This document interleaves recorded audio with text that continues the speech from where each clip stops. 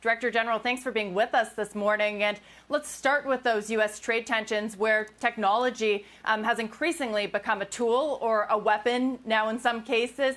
Do you think that we are entering a new chapter where bifurcation or these two mutually exclusive digital systems is inevitable?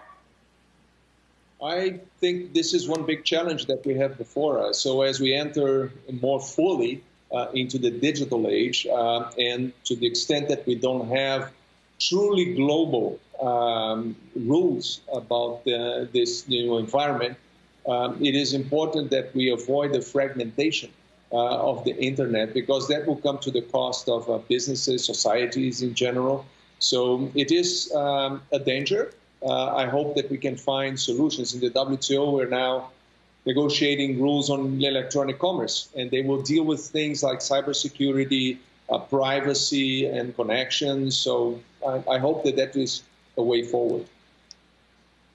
Right. Certainly the WTO is working on these rules, and as you say, you'd like to avoid this fragmentation. But how do you practically do so, especially when the rhetoric coming out of both countries is only heating up over the last few months in particular?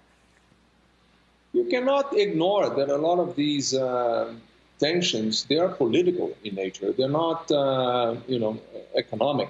It's not about trade. It's not about dollars and cents. It's about geopolitics. To the extent that that is the case, it's much tougher to avoid fragmentation, because principles like national security would be involved and invoked. And this makes things a lot harder. So it's a reality that we have to confront and try to avoid unnecessary, like I said, fragmentation. Mr. Director General, good morning. It's John Fort. I wonder, though, if some of this fragmentation might be necessary, because there are some non-political issues here, at least political in the horse race sense, like treatment of data, where it lives, facial recognition. There are some issues that, for example, China and the U.S. have different ideological positions on that are fundamental. Is it the WTO's role, perhaps, to police some of that and say, here are the global standards for these things, and bring both sides to the table? No, the WTO cannot police things because it cannot impose rules. It does not create rules. It sets the stage for negotiations. Every single WTO rule is negotiated among members. Now, there are negotiations ongoing on electronic commerce, and a lot of the points you raised are right on the table.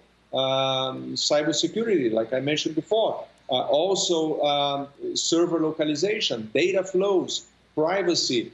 Those things can be managed from a technical perspective. But to the extent that political elements come into the discussion, then it's much harder to figure things out. But it's absolutely doable. I have no doubts about that we can come up with rules and disciplines that would harmonize the way that economies interface in the digital space.